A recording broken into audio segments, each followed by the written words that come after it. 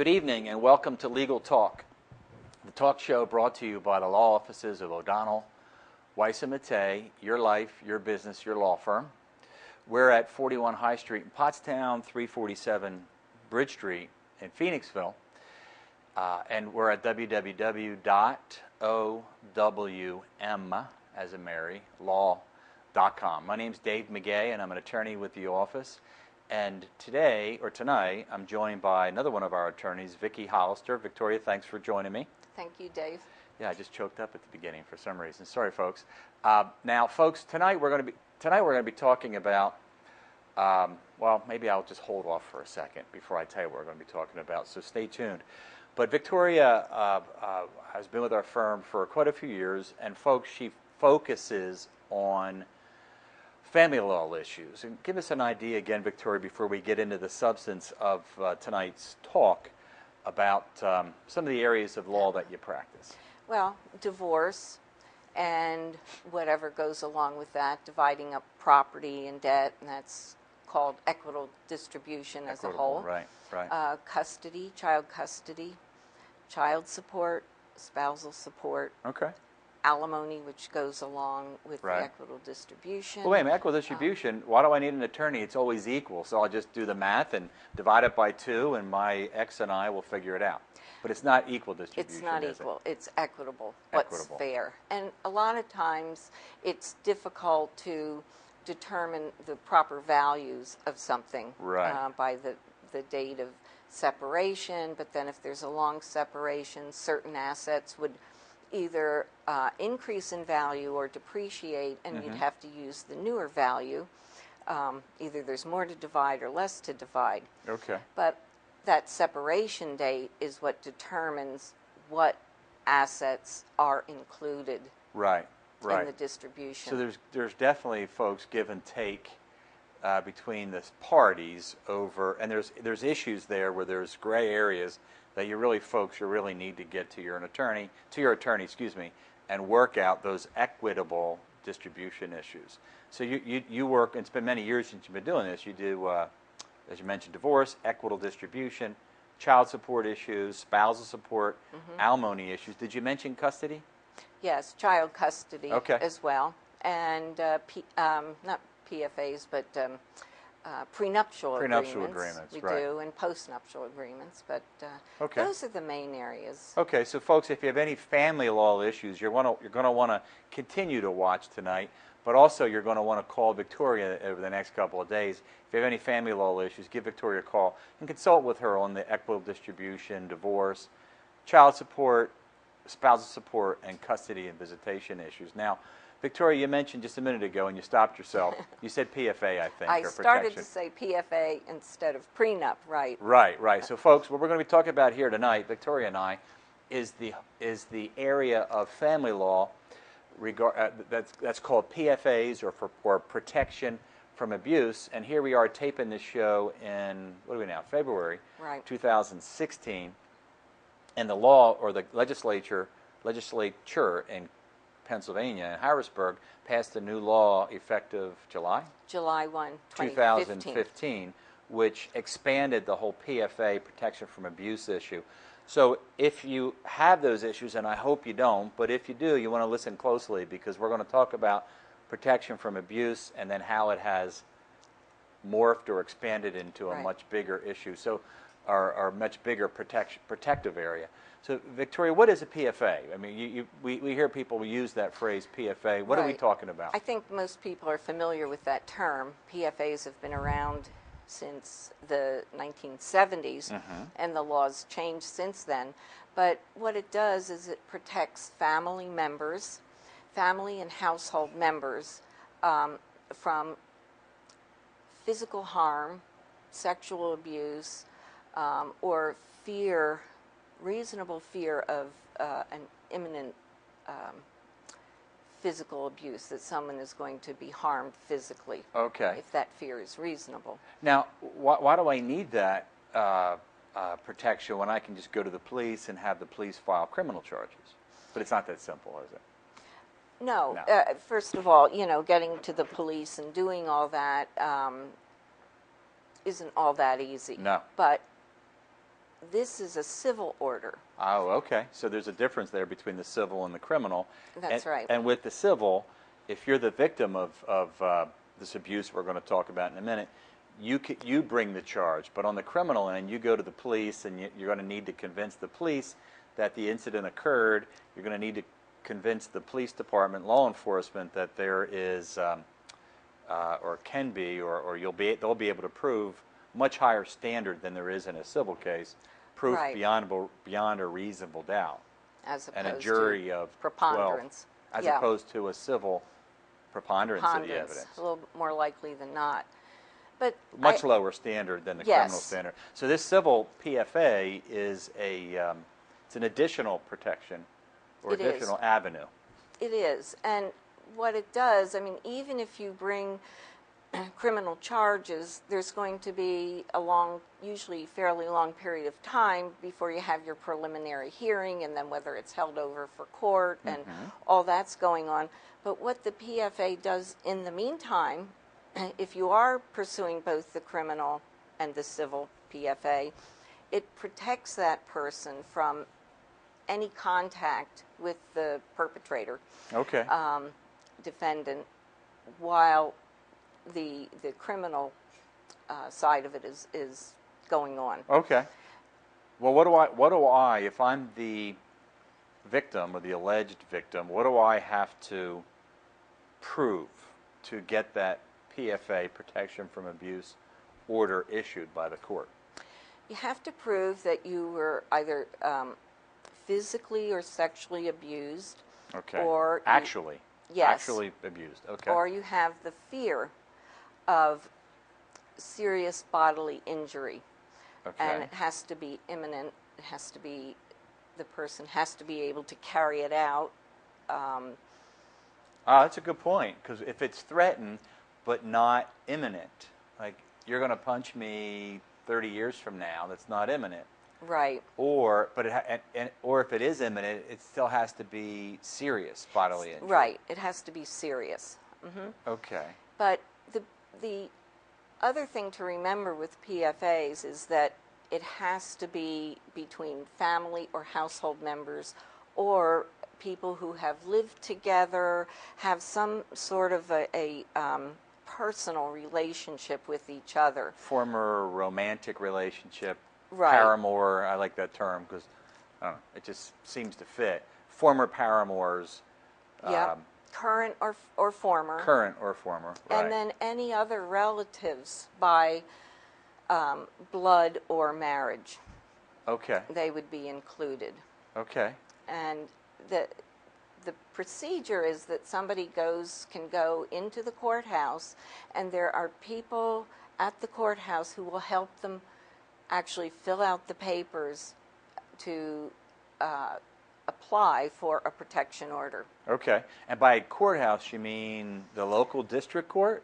No, I mean the civil court in each county. At the county seat. Norristown for Montgomery County, Westchester for Westchester, and Reading for Berks, yeah. for Berks. Okay, because that is daunting to go down to Norristown or Westchester or Berks County. So it's great to hear that there's a social service agency there to help alleged victims of abuse. Yes, well, I mean, they're courthouse employees who just are there to Oh. help fill out the paperwork. Okay. Then when it goes to court, there are other Support groups who groups. come in, yes, support groups to help the victims. Okay. So, Do I have to have an attorney when I file a PFA? no, Do I have to have an attorney at the time of the hearing? no. But Okay. most people want to, whether they're the plaintiff or the defendant. Right. Certainly the groups that help victims, the advocates groups, they're helpful, but most people prefer to have an attorney since we're more familiar With the rules and the procedures. Right, right. And again, if I'm the plaintiff, my attorney needs to prove actual abuse or threatened imminent serious abuse Yes. by a preponderance of the evidence, more probable than not, as opposed to The high criminal proof beyond a standard. reasonable Yes. doubt that the police have to to do. Now, Okay. if the abuse occurs, say it's on the weekend and the courthouse isn't open, Yeah. you can get an emergency protection order. And as you said, the local court, yes, the district court, you can get an emergency order. And that's good until the end of the next business day that the county court is open. So if it happened on a Saturday or Sunday, assuming Monday's not a holiday, you need to get to court on Monday. The county court, to refile or to... Yes, to file the actual complaint, and then that would be served on the defendant. Now, if it happens when the court is open, then they can issue a temporary order, an ex parte order. The county court. Mm-hmm. Okay. So certain judges will be assigned to hear those cases that come in. They always they want to err on the side of safety. So they will often issue a temporary order, but when it comes to court, it may not be successful. Okay. When the whole case is heard.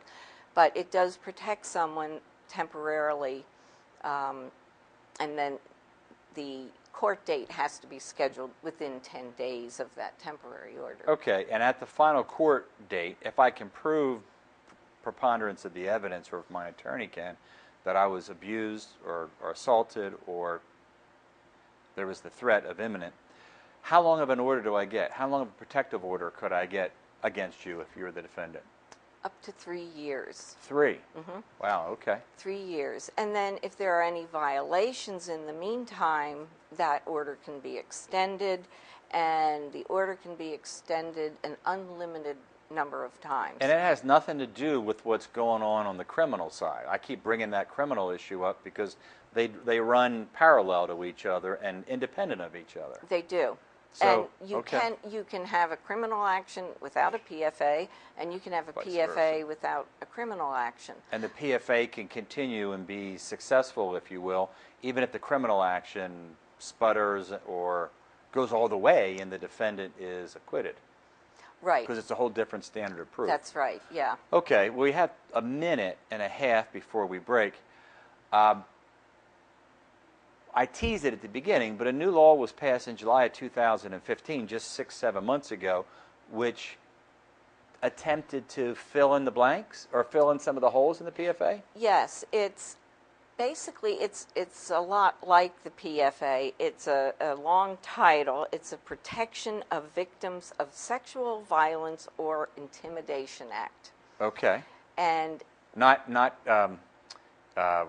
able to be reduced to a simple phrase PFA, is it? Right. Yeah, well, yeah. They have SVPs for sexual violence protection, SVP orders, and then their PFI orders for protection from intimidation. Okay. So, well, on the other side of the break, I want to talk about how those SVP orders and PFI orders are different from the PFA protection from abuse orders. So when we come back on your half, or from the commercials, for the other half of the show, let's talk about where the holes are in the PFA orders, then how the new law filled the holes. fills that in, right. So folks, you've been watching Legal Talk, brought to you by O'Donnell, Weiss and Megay Law Offices. Tonight I'm joined by Victoria Hollister, family law attorney.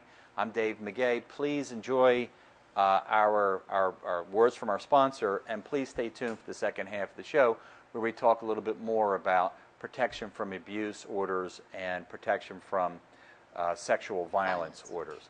Thank you. You're watching Legal Talk. How would you build the perfect bank? Would you put it close to your home or your work? Would you make it a high-tech wonderland with web banking and 24-hour access? Or a hometown bank with tellers who know your name? If you could build your perfect bank, it might look a lot like National Penn Bank. Convenient branch and ATM locations, innovative technologies for 24-hour access, attentive personal service, and free checking with no minimum balance or monthly account fees. It's all right here at National Penn Bank. There are many reasons people join AAA and renew their membership year after year. In addition to the peace of mind of emergency roadside service, AAA membership includes expert travel planning, exclusive discounts, and more. AAA members also get exclusive Show Your Card and Save discounts at participating retail merchants and can save money on theme park tickets, luggage, and travel accessories at the East Penn Travel Store. Join today and start taking advantage of all AAA East Penn has to offer. And visit us on the web at www.aaa.com. Welcome back to Legal Talk, the talk show brought to you by the law offices of O'Donnell, Weiss, and Megay. Your life, your business, your law firm. I'm Dave Megay, and tonight I'm joined by Victoria Hollister from my office. Vicki, thanks. Thank and you. Folks, we're at www.owmlaw.com. We're also at 41 High Street. We've only been there for 60 years. I had a blank there for a second. 41 High Street and 347 Bridge Street in Phoenixville. Again, your life, your business, and your law firm. Now, folks, if you're just joining us, the first half of the show, Vicki and I talked about family law issues, and in particular, protection from abuse, the civil remedy of protection from abuse, which protects against, just what it sounds like, abuse or threatened abuse between family members, Victoria? Family or household members. Household members, former paramours. Right. And or there's present a paramours. very definite definition of who that includes, and it could include any relative by blood or marriage, Okay. and as you said, current or former partners, paramours, right. whatever. Okay, but right before the commercial, folks, if you're just tuning in, and for those who listened, you heard us talk about the new statute that was passed by Harrisburg in July of 2015, which helped fill in the blanks of PFA, because the PFA wouldn't apply if Victoria and I are not family members, not former partners or paramours or married, but we're coworkers, and we are coworkers, but let's say we're coworkers, and Victoria believes that, and those issues we talked about in the first half happened, she couldn't get a PFA against me. That's Right? right. If I was intimidating her or sexually harassing her as a coworker, or perhaps as a fellow student, if Victoria and I were in college and I lived in down the hallway in a dorm, and I was sexually harassing her, and maybe how about this? How about if I was a landlord of yours? Landlord-tenant. Landlord-tenant yes, those issue. situations. Mm-hmm. Right. Okay. Let's talk about that. Now, the new statute addressed that very scenario where you have two adults who don't have that familial relationship, Right. or former married relationship or paramour. How does the new statute address that? Okay, it addresses sexual violence and its protection of victims of sexual violence. Okay. So the definition, well, first of all, you can't have that family relationship, which with the PFA you have to show that you have that Right. relationship. Now, you can't have that relationship in Or- order to go forward. Okay, Or or it I would just be a don't have PFA. that relationship, Yeah. so I can't get you can't get a PFA against me because there is no familial relationship. But under the new statute, you can get an SVP order, Yes. sexual violence protection order. protection order. Okay. And so, again, like you said, it fills in the gaps for the people.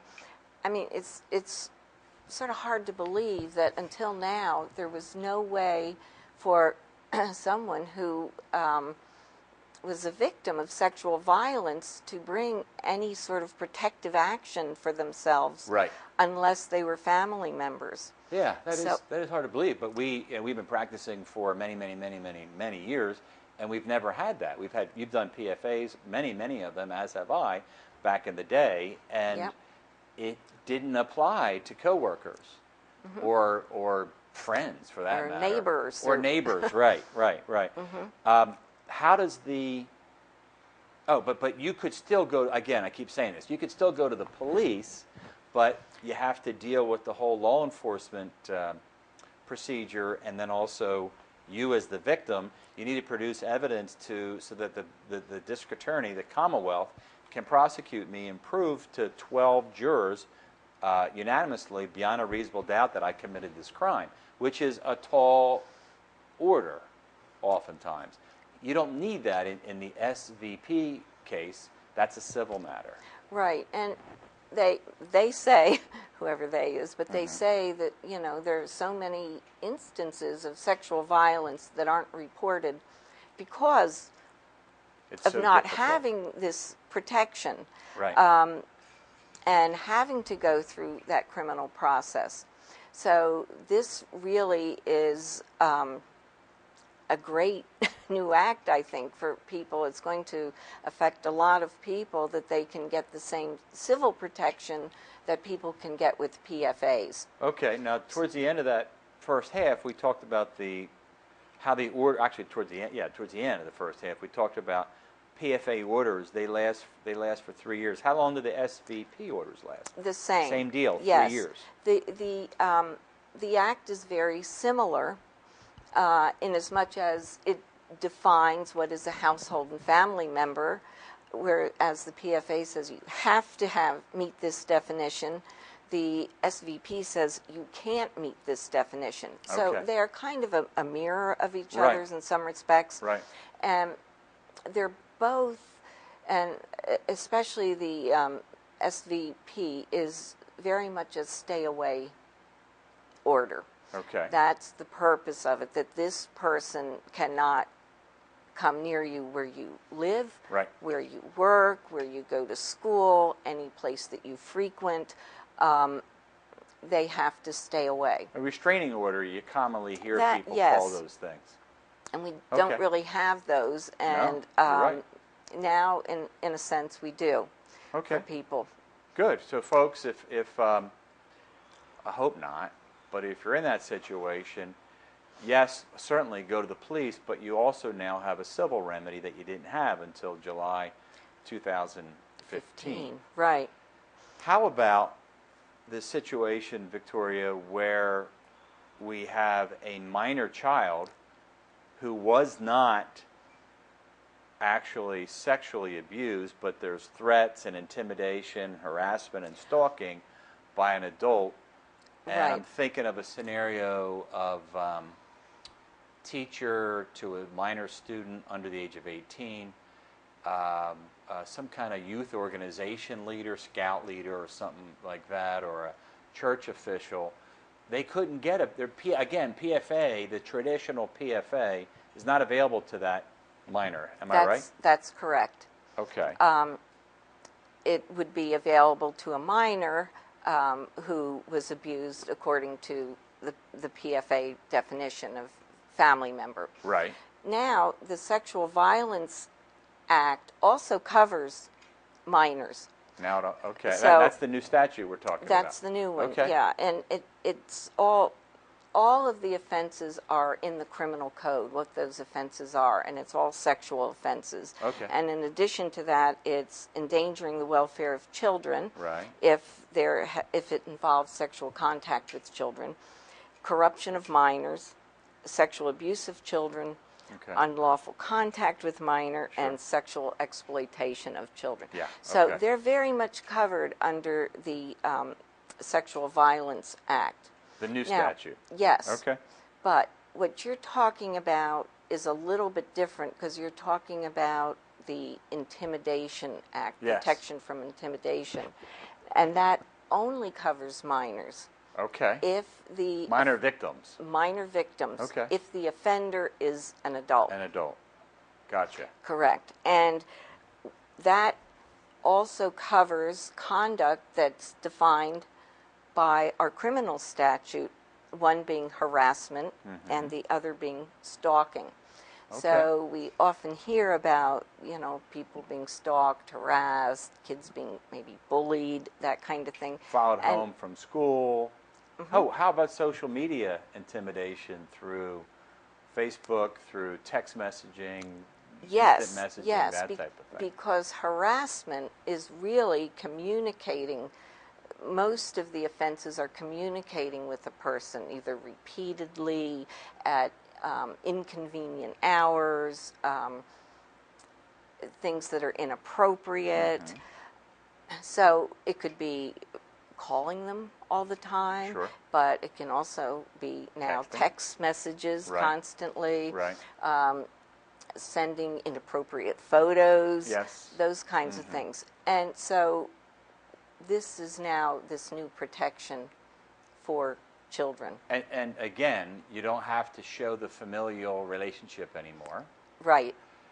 And you don't have to show, for the minor victims, actual abuse, Right. actual physical abuse, just threatened. Unless it's under the Sexual Violence Act. Part. Okay. But under the intimidation part, the harassment is they want to annoy or alarm the other person. Harass, annoy, and alarm, it's yeah. all that communication language. And then the stalking is repeatedly committing acts, following the person, what we always think of stalking, Right. following them around. Right. For a child, it could be the child's at a school bus stop, and there's some adult who keeps Going around circling the the block block, and- and yeah. that would be a stalking kind of thing. And again, that's the main remedy would be a stay-away order. Which was not available until July of 2015. Yeah, that's right. Unless, I keep coming back to this, unless there was criminal proceedings. Right. That was the only thing you could do, is bring criminal proceedings. And we know how long that can take sometimes, Yeah. till the person is charged, and Yep. then they have to have a preliminary hearing, Yep. and then it's decided whether it's held over for court, and then there's, pretrial conferences. So, there's a lot involved, and and sometimes I think people might think, well, maybe this isn't serious enough to go after something criminal, Right. but they still want to protect their child. Right. And this way they get that protection whether or not they bring the criminal. Under the new statute, can you still get the protection on off hours over the weekend from the local district court, like we Yes. talked about at the first half of the show? And then if it's during the weekday, you still need to go to You still go county court. the county court, and there are people available to help you fill out the petition for to get the order. You get a temporary order. And there are people to help, court personnel who help you to do it in English or Spanish. Good. Okay. And then a judge who's assigned to hear the protection orders at that particular time would have the ex parte or one-party hearing At the beginning. at the beginning. Okay. And then an order is issued, and then a hearing is scheduled Within 10 days. 10 days. So it's all the same procedures, it sounds like, that the traditional or the traditional PFA, Protection from Abuse statute had, but now the new law expanded it to those scenarios we've talked about, Yes. which is great. Okay. Well, good, Victoria. We're up against the end. We have just a couple seconds here. So, folks, or Victoria, thank you again for everything you do Thank you. for the family law community in the Tri-County area.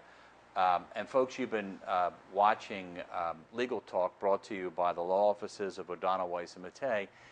If you have any of those family law issues about which we talked about tonight, and even other matters, equitable distribution, divorce, family law, custody, child support, etc., please call in, ask for Victoria. Any other issues, folks, legal issues, give O'Donnell, Weiss, Megay a call. We're at 610-323-2800, 610-917-9347, www.owmlaw.com. Your life, your business, your law firm. I'm David Megay. Have a great night, folks.